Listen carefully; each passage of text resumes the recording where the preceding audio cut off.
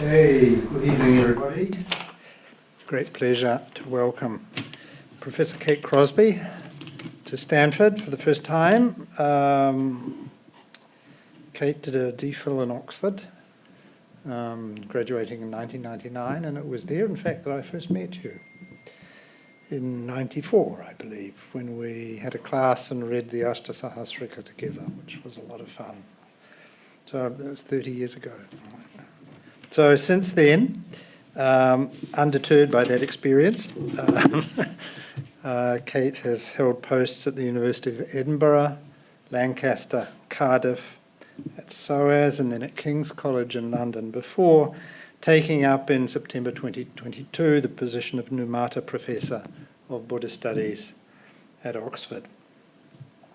Her books include, alongside sundry edited volumes and a considerable quantity of journal articles, the world's classic series translation of Shantideva's Bodhicharya Avatara, which she published with Andrew Skilton in 1996, The Dead of Night and the Women, which sounds like a detective novel, but is in fact a translation of books 10 and 11 of the Mahabharata for the Clay Sanskrit Library, Traditional Theravada Meditation and its Modern Era Suppression, which came out in 2013, Theravada Buddhism, Continuity, Diversity, Identity in the following year, and then Esoteric Theravada, The Story of the Forgotten Meditation Tradition of Southeast Asia, which appeared in 2020. And so these titles tell you that the centre of gravity of Professor Crosby's research interest is the medieval, pre-modern and contemporary Theravada Buddhism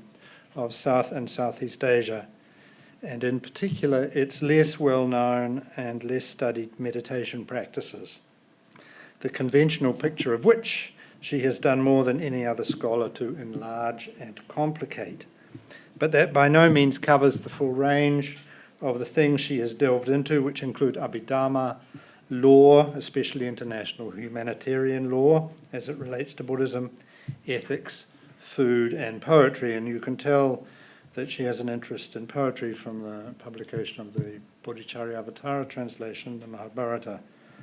But obviously your interests range beyond that, because when asked to provide a foreword to our own Trent Walker's Until Nirvana's Time, Kate sent a poem instead, right, which you may read in Trent's book. Anyway, this evening I think we can expect something slightly less lyrical, perhaps, as Professor Crosby turns to the legal side of things with a talk entitled Buddhist Heresy and Malpractice Trials in Myanmar. Welcome to Stanford, Kate.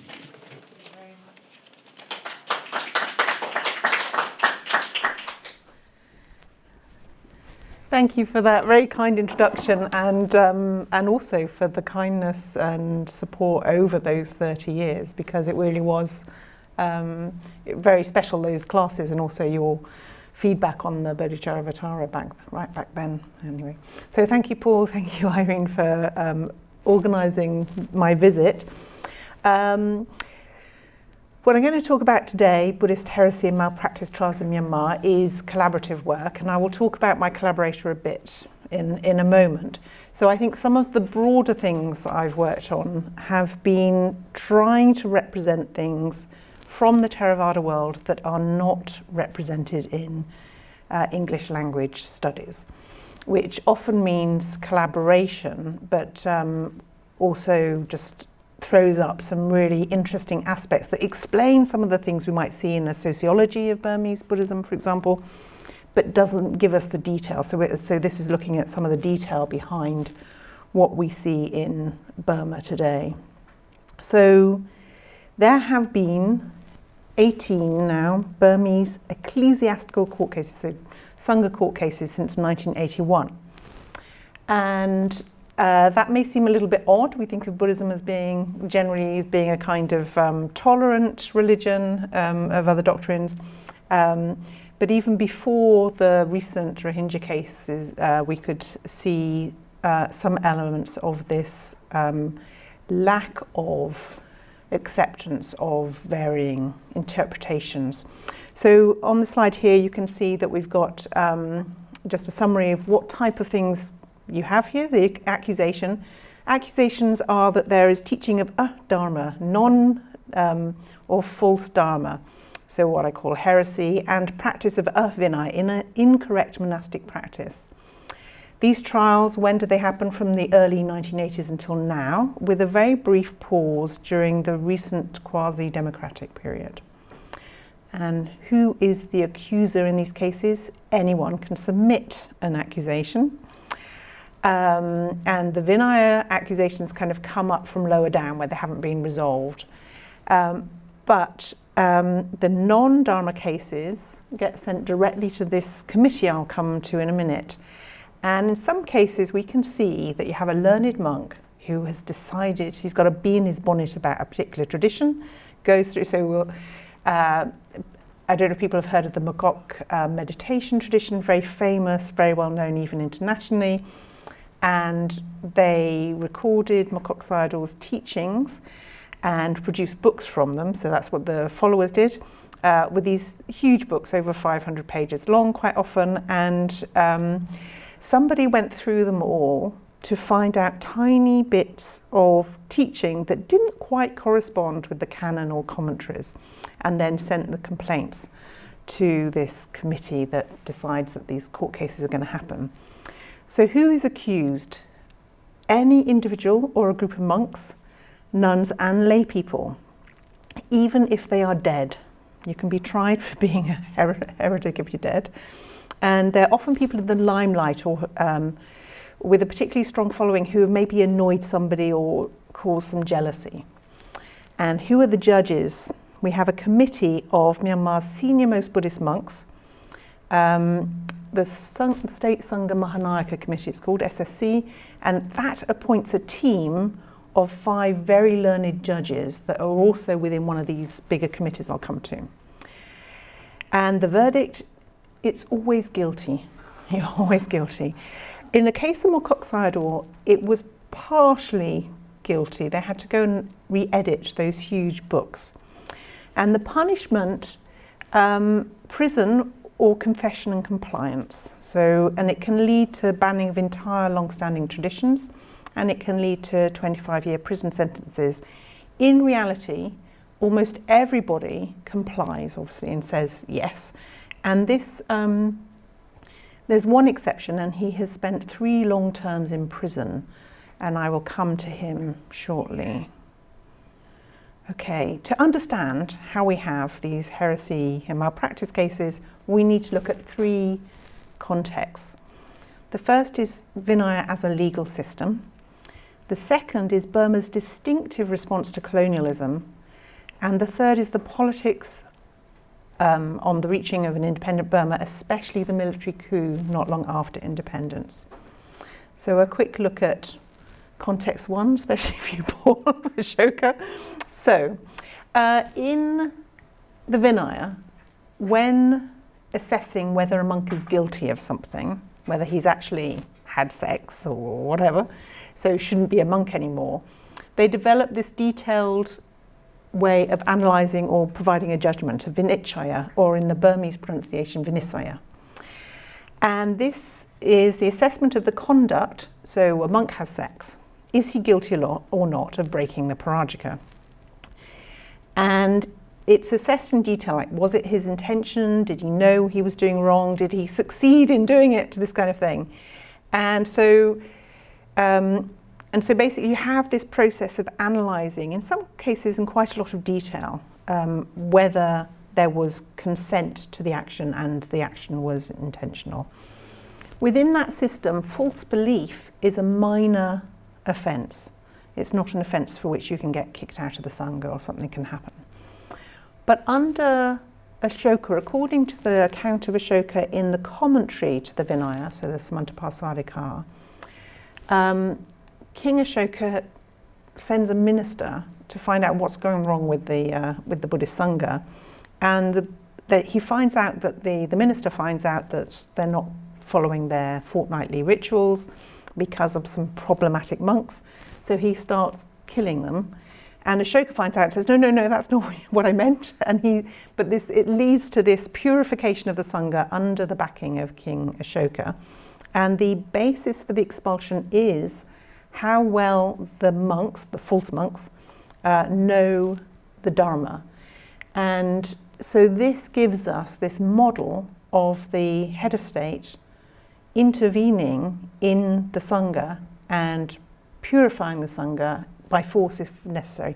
In that, one of the things about that story is it says the people kicked out are given white robes of lay people and they're not killed. So it's partly a story about not having such a violent response to the people you don't like in the Sangha. And then in Burma, there's a famous sort of golden era for most Burmese Buddhists, which is the unification of the Sangha in 1784, which is where the king judges whether there's a particular rule about whether one should cover one or both shoulders when going out and about, and it's the king judges on this according to interpretations of commentaries and which commentaries are considered valid. And this leads to this idea that the Sangha at that time is unified and there's no splitting of the Sangha. One of the things to remember that splitting of the Sangha leads to the demise of Buddhism. So that's the background, this idea that you can assess through this Vinaya process what is correct, and you can disrobe those who are following incorrect teachings. I won't go through all this slide, but it's the other thing is the response to colonialism. So all the awful things that happened with British colonialism in Burma, following the Anglo-Burmese wars, so the imposition of economies of extraction, mass migration of workers, epidemics, this kind of thing. This, and also sort of a Western cosmology, the heliocentric model, challenging traditional cosmology. This seemed to fulfill predictions of the end of Buddhism. And in response, various things happened, but one of them is that the unity of the Sangha that was established in the 18th century disintegrates, particularly at the point where Britain owns has occupied part of Burma, because people who want to follow their own teaching, they don't have to obey the king anymore or the Two Dhamma Council. They can move into the British side. So you get the splitting of the Sangha into multiple factions. You have lots of other changes going on, so the famous fast tracking of meditation to ensure that we can get enlightened now before the Dharma disappears, so leading to the Vipassana movement, and attempts to prevent the disappearance of Dharma through Abhidharma studies. So with lay people, so Abhidharma is the first text to disappear when Buddhism starts to disappear, and so studying Abhidharma to keep it present becomes really important. And there's also a censure of monks who learn English. So monks who learn English are corrupt, and they risk the secularization of Buddhism. So, and just going to the last point there, you have also this internal self-scrutiny about what is good, what's correct belief, what's bad behavior, again, to avoid the decline and the disappearance of the true Buddhism, because not only for its own sake and the possibility of enlightenment, but also because as the Dharma declines, we have warfare and all these problems that they were witnessing with British colonialism. And so as a result, you have the rise of what I call Vinaya literature. So people having arguments with each other about what is correct practice and what is correct belief. And it's a huge flourishing of this kind of literature and this kind of training in the 19th and early 20th century. And our third context is then the politics of Southeast Asia and the Buddhist Sangha. So after independence, the first Prime Minister, U Nu, wants to reinstate that relationship between the king and the Sangha that we saw with Ashoka. And most famously, we have the Sixth Council, the edition of the Pali texts and the printing of those. And he also attempts a kind of Sangha court to have Vinaya conducted against people whose beliefs are regarded as not being orthodox. It's actually in part his promotion of Buddhism as state religion. An act gets passed to make Buddhism the state religion that contributes to the military coup. In part, the argument is that the non-Buddhist will split the country. They will leave the country because of this UNU's policies in relation to Buddhism. So we have the coup, and although the military are really a secular organisation, and in Ne Win's first speech he advises people not to give large amounts of money to the Sangha. They sort of economically believe that is a cause of Burmese poverty. Nonetheless, the Sangha is an important body. It's present at every level of society, and Ne Win wants to control it. So he attempts to copy Field Marshal Sarit of Thailand, who who successfully led a coup of Thailand and then changed the Sangha Act, which governed the Thai Sangha, from a more democratic act to a more authoritarian one. But Ne Win doesn't succeed. And I think one of the differences is that Thailand has a king, and Sarit can use the king as the figurehead, whereas the Burmese monks throughout the British period have become used to autonomy, and so they reject the idea. He tries to issue ID cards, that gets rejected, but then he tries again after monks become involved in protests in the 1970s.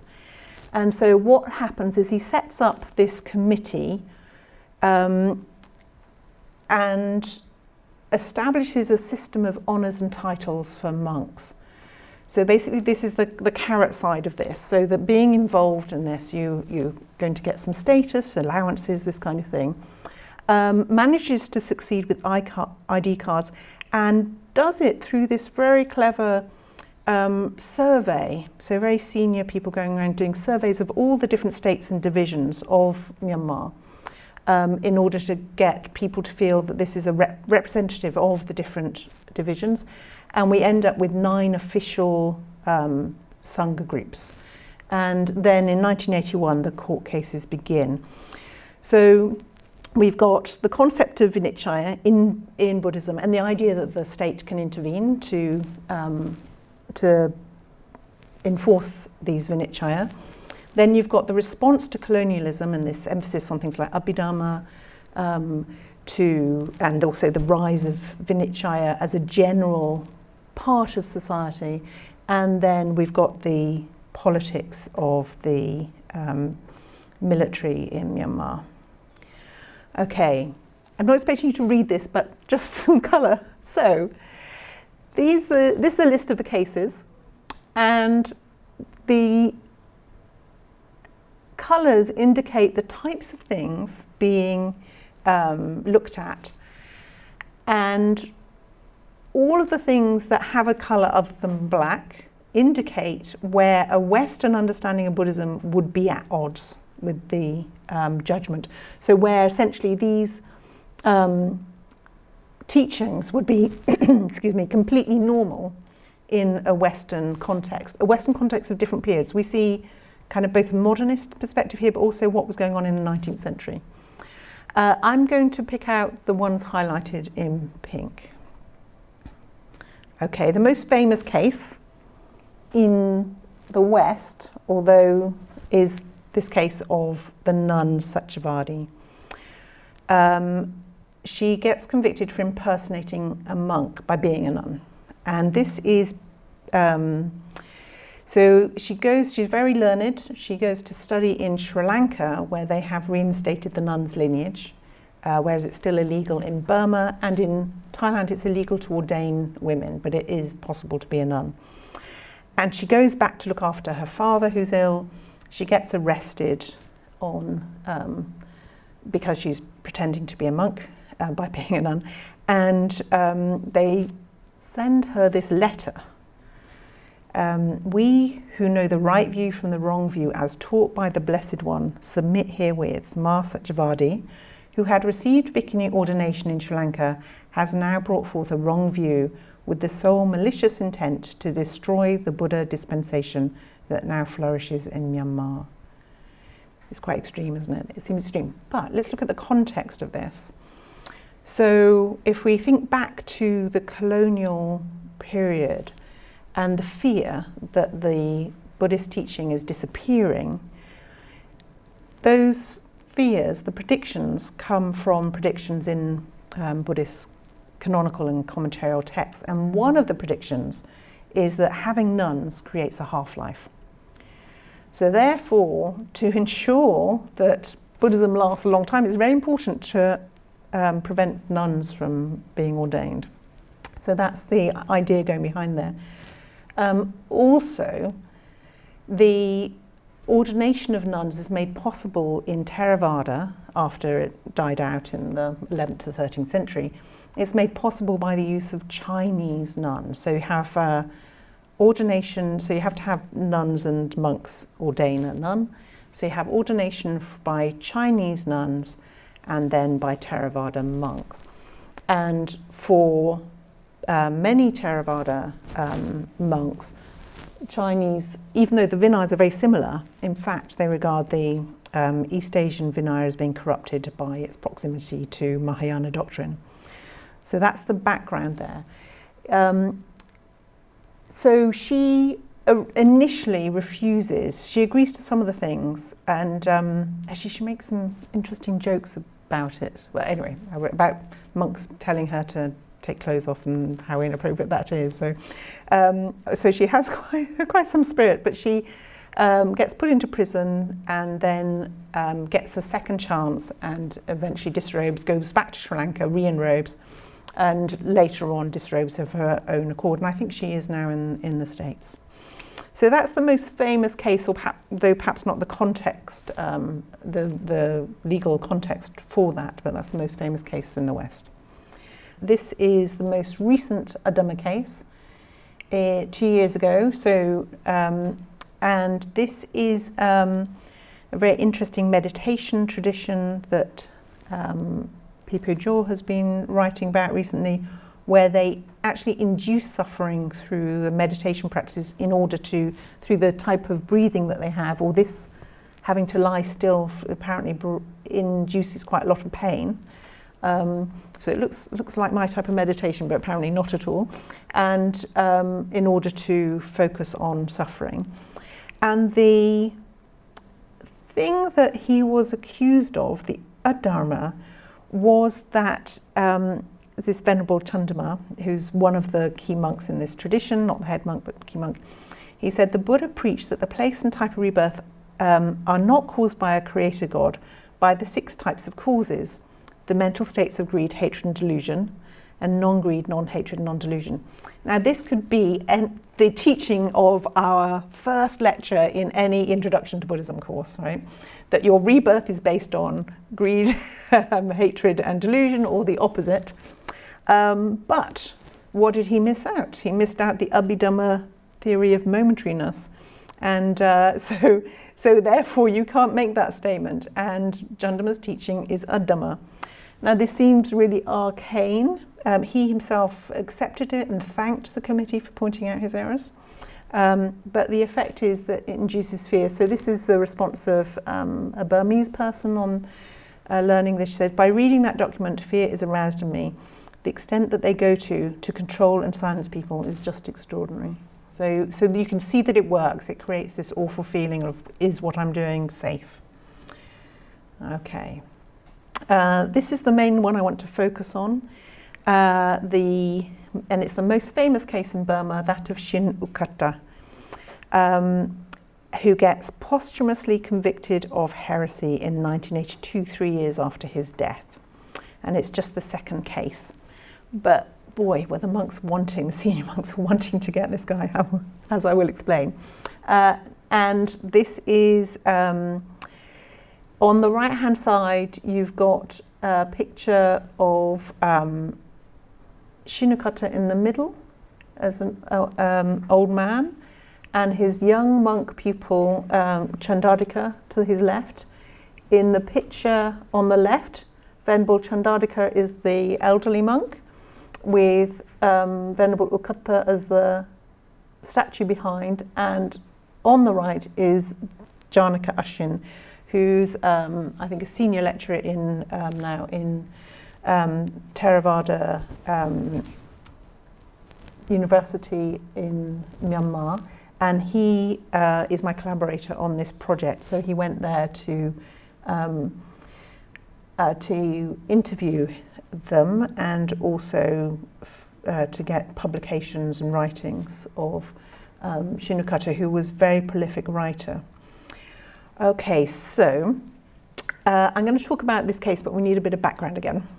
So the background, so this monk basically rejects things like traditional cosmology, and he teaches a kind of Darwinian theory of rebirth. And I'll go into detail a bit, but we have to have the context. So one thing is the impact of the Panadura debate. So the Panadura debate is this famous debate between Buddhists and Christians in Sri Lanka, in which Buddhism is generally judged the winner, and the way that the argument works, it's partly making some of the miracle stories from the Bible seem ridiculous, but also the presentation of God in the Bible as cruel, demonic, and far from omnipotent. And what you can see here is that the God is totemic for British colonialism. And so what this is really saying is that we're not going to accept the British as omnipotent and kind and this kind of thing. They are cruel, demonic, and far from omnipotent. But it comes out in this debate, particularly with the very traditional like Methodist Christian missionaries. And the debate, the analysis in the debate is very impressive, and it partly stems from all those Vinaya debates that were going on in the 19th century and and carry on into the 20th century. And it's a record of this debate that ends up going to Blavatsky and Olcott and inspires their interest in going to Sri Lanka.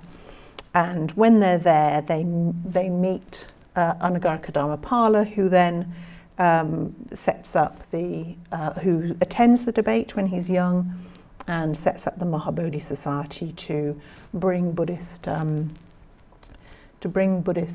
sites in India back under Buddhist control, and is famous as sort of the modern national hero of Sri Lankan Buddhism. So that's what's going on. And the Mahabodhi Society he sets up in Calcutta in 1892. And its aim initially is custodianship of Bodh Gaya, but also they set up places in other holy sites. And he brings Theravada monks to serve as the converts and the sites. And the high proportion of sponsorship for those monks comes from or through Theosophists, especially, I don't know if people have come across the Hawaiian Mary Foster.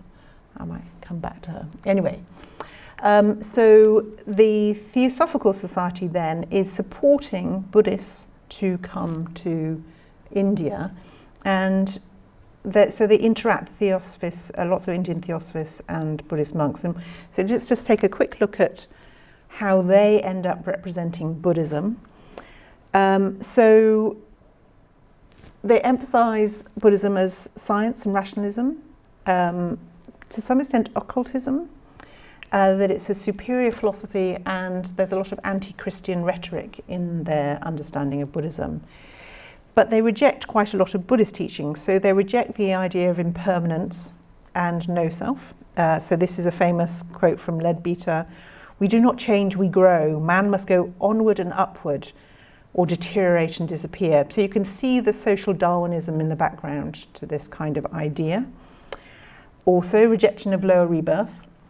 So this idea that there's a gradual evolution to the perfected man through numberless natal experiences. So there's not the idea that there isn't rebirth, but that you can only go upwards. And there's lots of contrasting with the irrationality and cruelty of Christianity. So this idea Buddhism requires no faith from its adherents and makes no draft upon their credulity. I wish I wrote like that. So, anyway, so you don't have to believe things to be a Buddhist. It's all scientific, and it can be esoteric and down to personal experience. And Anagarika Dharmapala's successful promotion of Buddhism reflects all these aspects of Theosophy. He's very influenced by Blavatsky and keeps that devotion throughout his life. So let's go back to our character, Shin Ukkattha, who wrote under the name SOB, which does not stand for what it could be what you think it is, but it's actually Satan of the Bible. Satan of the Bible, and he gets given this name when he's in India because of his very strong tendency to enter debates with Christians, and from the perspective of his biography, to undermine them. But he has this negative image today in Burma. So this is a quotation from a PhD thesis by Kamai Dhammasamy, who's also called Oxford Sayadaw. He did his PhD in Oxford and has set up multiple temples and a new university, Shan State Buddhist University. Very well informed thesis. But I think this quotation represents the general feeling about Shin Ukkattha. He writes, "He was a thorn in the flesh with a keen interest in communism. His followers were a powerful group of heretics." So that's the perception. And this is a picture, a photo. I wasn't sure it was a photo, but it is a photo we now know of Shin Ukkattha with Ho Chi Minh. So the interest in communism is definitely true. And he actually went to, in Sweden, I think there was a big gathering of communists that socialists, let's say, that he went to. I think people like Paul Robeson also attended these gatherings. And it appears in the criticisms, the accusations against Paul Robeson. Okay, so here's a bit about his life. He was born into a family that has all its wealth confiscated after it funds a rebellion led by Aung San's. So that's the freedom fighter we most associate with the establishment of independent Burma, and the father of Aung San Suu Kyi. His grandparents funded a rebellion against the British, and then the British confiscate their property. So he goes from a rich to a poor family. He enters the Sangha very young. I think he's 7. He excels at monastic training, and he goes around to different temples, as was the tradition, to learn lots of different subjects. He rejects the monastic avoidance of Western subjects, possibly inspired by U Uttama, who's the monk, bottom left. It's slightly odd, these pictures, because he's actually the youngest, but I've got a photo of him in his old age. But so Uttama was a monk who gave famous talks in 1921 against the proposals for the governance of Burma, which gave it less freedom than India. And he gets in prison. He dies in prison. But he had he'd studied in India. He'd ended up going to East Asia as well. And I think possibly on the basis of that, Shin Ukkattha decides to go to India. And he travels in India for 7 years. He's hosted by Theosophists and other monks. He studies Indian debating methods, enters competitions and wins them, and he participates in anti-colonial debates. So he's in Amritsar not long after the Amritsar massacre, for example. So he's in, so he engages with all that, and he studies subjects beyond Buddhism. So Hindu texts, the Bible, the Quran, Western science, including Darwin, and he's kind of rather successful. He wins a Sanskrit poetry competition. The Christian debates where he gets his Satan of the Bible name. He wins a debate about vegetarianism, which is quite interesting.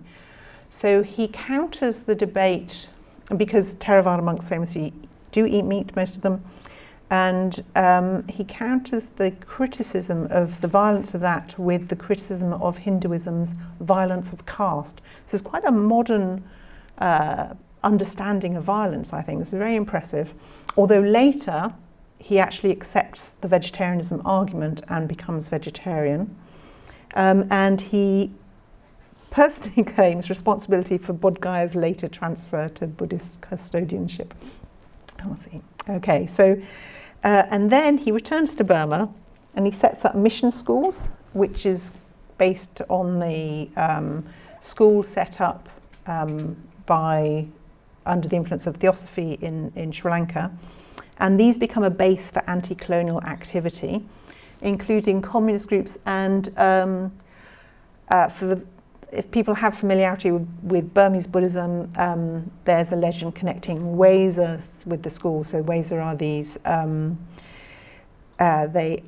these, well, it's often translated as wizards, but they are connected with longevity practices that also became emphasized in response to colonialism. So this idea that to make sure you can gain enlightenment, too difficult now, you do longevity practices so that you can make sure you're still human when the future Buddha Maitreya arrives.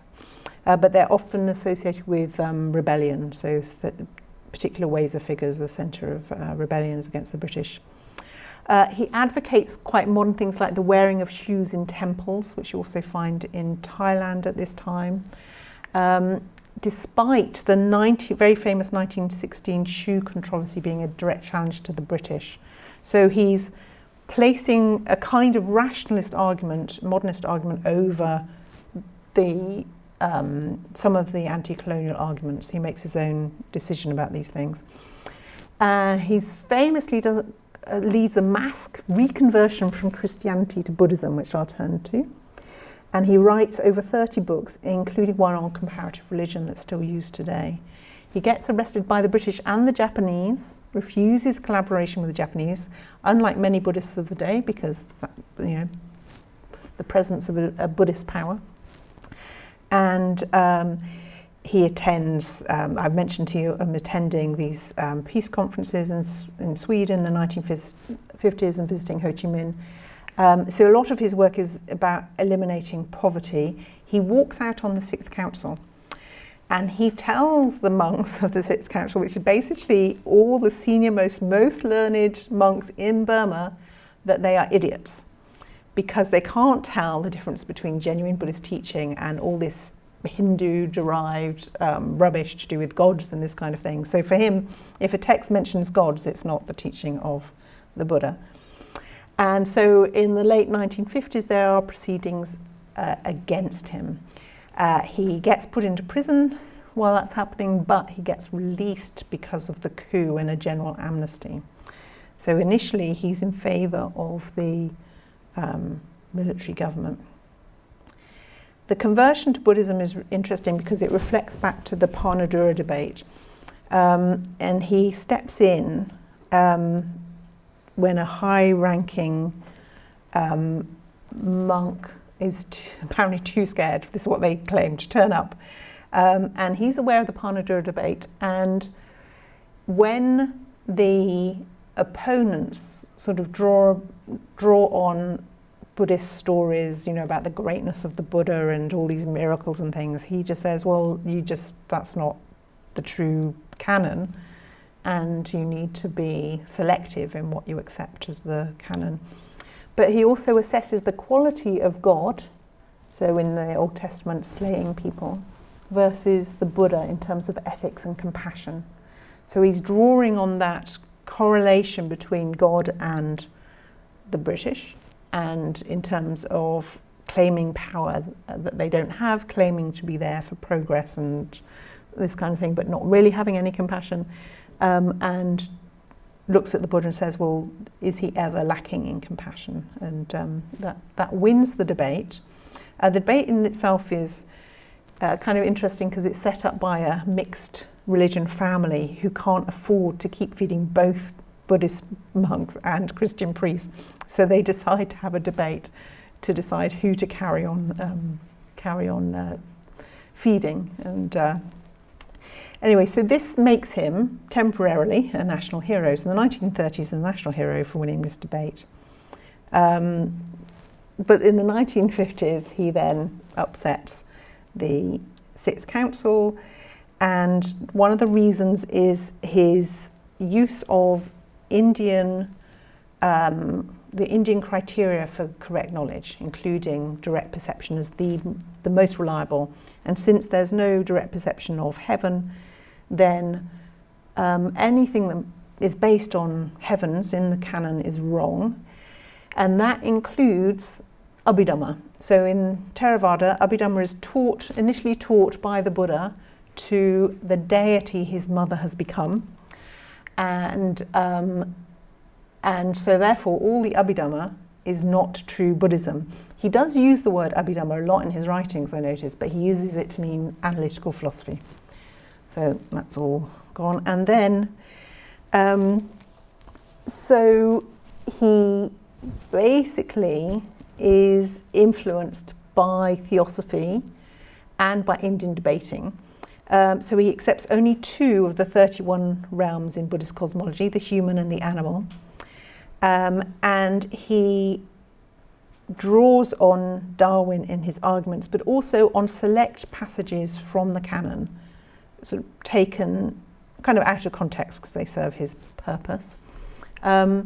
And he regards Buddhism as scientific, which also those of you familiar with the history of Vipassana know that Lady Sayadaw did, but unlike Lady Sayadaw, he rejects the Abhidhamma and cosmology.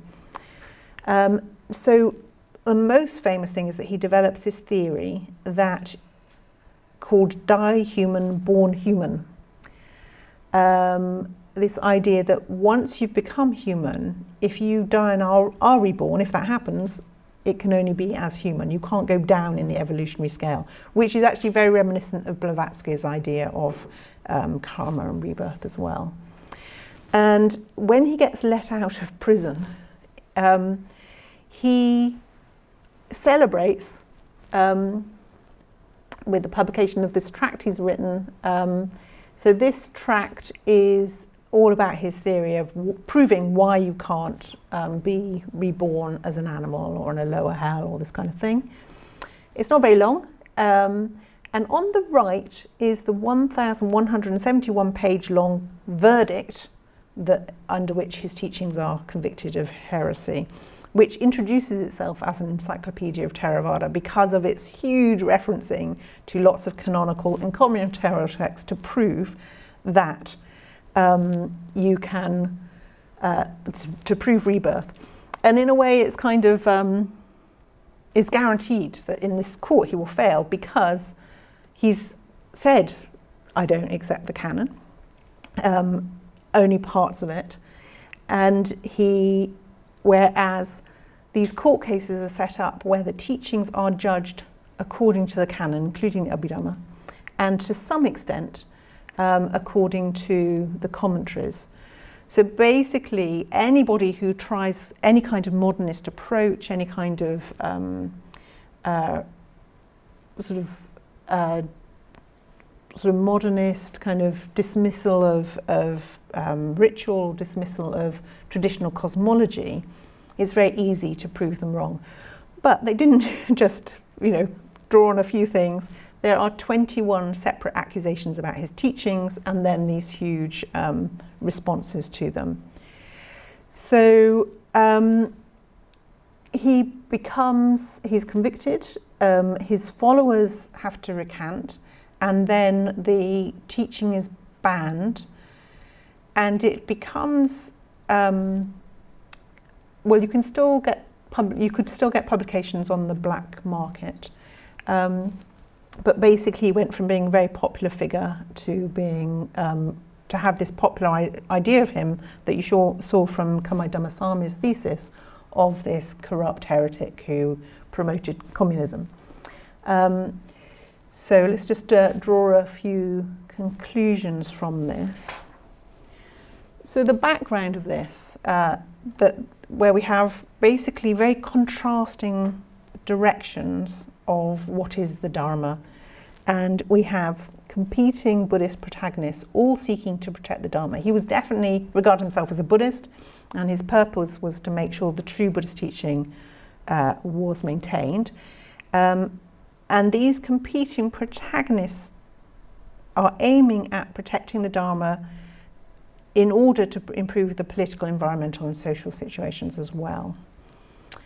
We have a context in which the ideal of Sangha unity gets disrupted by the British, and the responses that are orthodox and reactionary, in contrast to people like Shin Ukkattha, who wants to modernise, those orthodox reactionary responses align with the military quest for control, which is fairly inevitable in that if you have a relativist perspective where you can use your own rationality, your own experience, then there is no authority, there's no central authority. Whereas if you have a reactionary response where the canon is the ultimate authority and it's all the word of the Buddha, then that can be used as a central force of control. So in this then, any experience-based relativistic approach is going to be found guilty, even in cases where people have significant familiarity with the canon. The military set up this system of rewards and honours alongside punitive punishment, and so the forbidden Buddhism ends up being part of black market economy, but they do it all. Actually, the system of awards and honours is they're presented in this replica of the cave where the first council was thought to have taken place in India. So it's very symbolic, and the court cases happen there as well. So that cave, that replica, was set up for the Sixth Council. So there's this one period of the year where we have these court cases and these honours all in this place that represents the Burma's role in saving Buddhism from disappearing, and connects it also with independence from the British, because the Sixth Council took place partly in celebration of that. All the protagonists brought before the court are using previously successful methods, by which I mean if we look at the Panadura debate or Shin Ukkatta's own successful debate, and also the spread of Buddhism from the 1920s onwards from India, from that kind of nexus in India, all the aligning of meditation with science and philosophy, the dismissing texts that seem old-fashioned and to run counter to modern understanding, and adjusting meditation to current practitioner needs, those have all been successful in the global spread of Buddhism. But here, those become the source of the downfall of these particular traditions. So, and one of the effects of this is that Burma had turned in the opposite direction to other Theravada countries. So if we look at Thailand, they take a kind of common sense approach to things like whether you use the commentaries or not, how you make a sima, sort of monastic enclosure for ordination, things that end up being the target of the court cases.